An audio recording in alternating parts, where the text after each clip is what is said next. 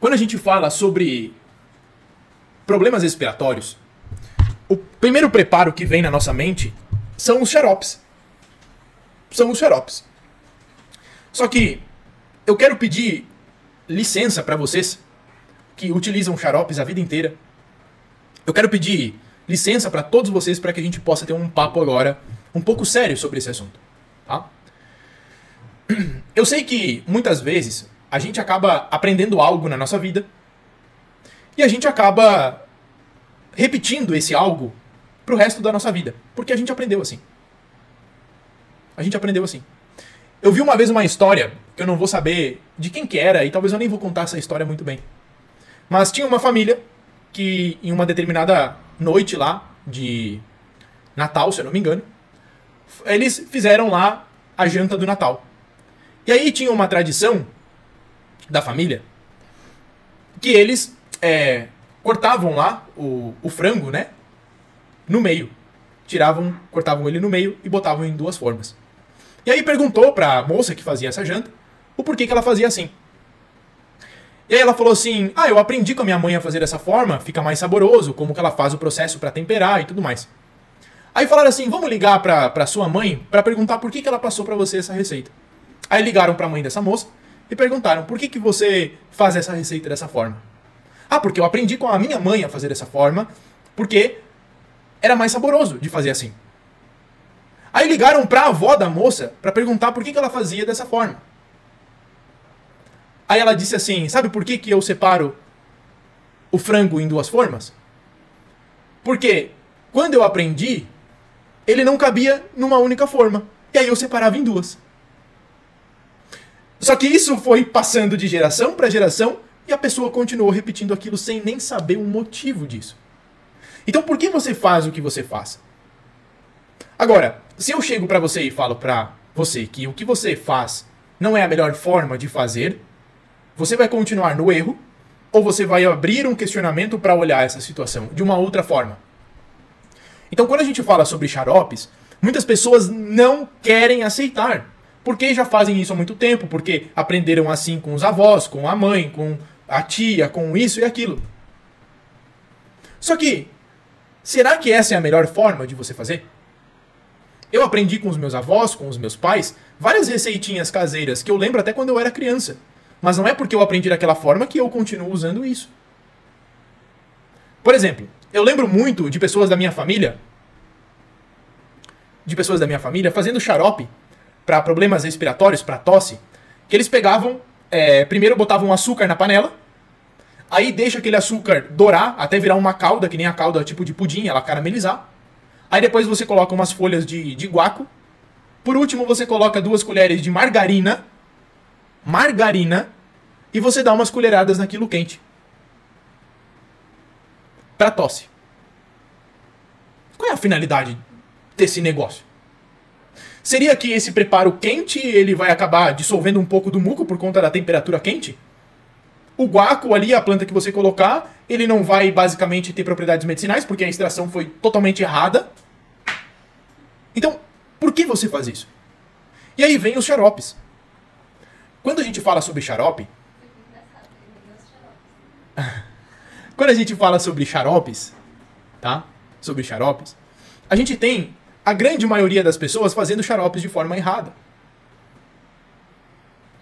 A pessoa pega uma panela, coloca algumas plantas ali dentro, bota um punhado de tomilho, um punhado de coentro, ela bota, agrião, ela bota guaco, abacaxi, e cobre isso com açúcar, e leva para o fogo para cozinhar até isso reduzir na metade. Que vai levar 40 minutos, 1 hora. E aí depois ela vai consumir esse açúcar, esse xarope que ela fez. Gente, me digam uma propriedade medicinal boa do açúcar. Me digam. Ele vai acelerar o seu sistema nervoso central, deixar você ansiosa, vai liberar mais cortisol, vai liberar mais adrenalina, vai inflamar o seu corpo, piorar a situação respiratória.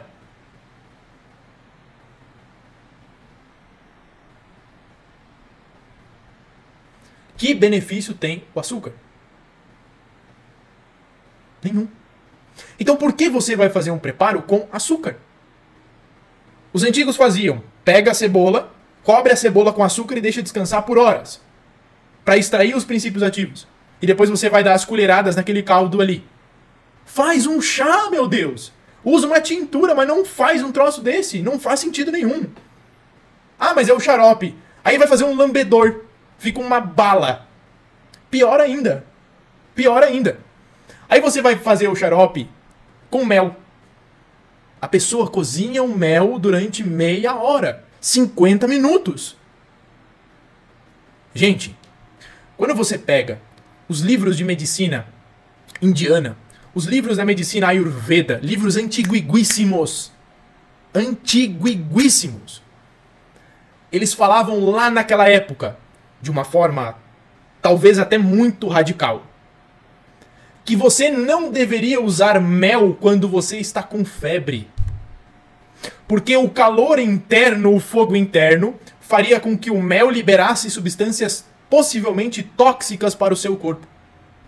Nesses livros se falava sobre você não aquecer o mel, não usar o mel em dias de verão quente. Vocês estão entendendo isso? Nós sabemos hoje, existem controle, estudos, que você pode utilizar um mel dentro de uma temperatura de 45 graus, de 50 graus no máximo. Mas que o mel aquecido acima dessa temperatura, ele pode liberar substâncias que são prejudiciais para o nosso corpo, e ele começa a ter uma perda dos seus princípios ativos. Então, por qual motivo, a partir de hoje, você vai continuar cozinhando o mel por 1 hora para fazer um xarope? Faça um xarope a frio, então. Faça um xarope a frio. Faça um xarope, se você fizer ele em banho-maria, numa temperatura controlada, a 45 graus. Eu nem prefiro fazer dessa forma. Mas por que continuar no erro? Não faz sentido isso. Nós podemos fazer xaropes incríveis para problemas respiratórios, usando folhas de manga, açapeixe, gengibre, hortelã, manjericão, alho, cúrcuma, angico. Excelentes plantas combinadas com mel. Nós podemos usar para fazer esses xaropes própolis verde, própolis vermelho. Nós podemos utilizar o óleo de copaíba. Associar o mel com o óleo de copaíba e própolis também.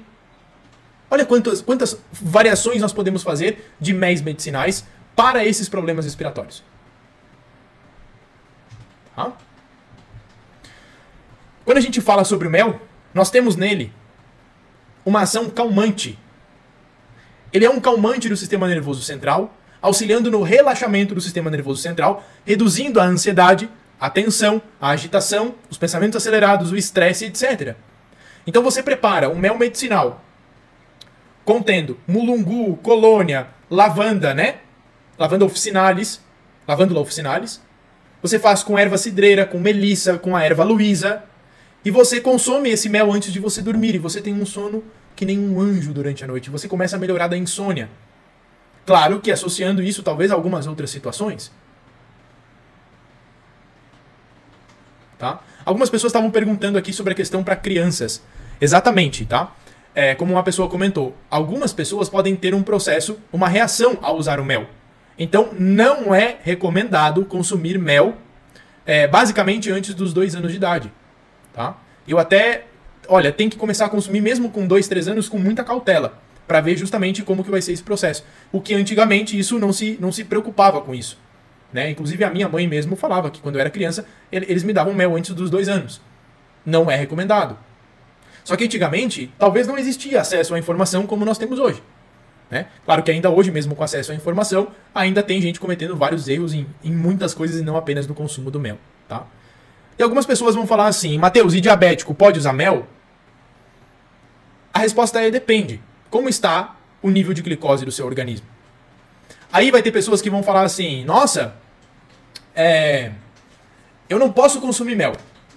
Aí você vai olhar a rotina alimentar dessa pessoa, ela toma refrigerante todos os dias, suco de caixinha, ela come pão, ela come massa, ela come bolacha, ela come docinho todos os dias, ela toma café com açúcar, mas o mel é o problema. O mel não pode consumir, né? Ah, Matheus, mas não, diabético não pode consumir isso que você está falando. Não, mas eu conheço vários que consomem. Vários, inclusive. Que tomam refri todos os dias, suco de caixinha, mas o mel é o problema. Né? Então a gente tem que olhar um pouco para essas questões todas aí, tá?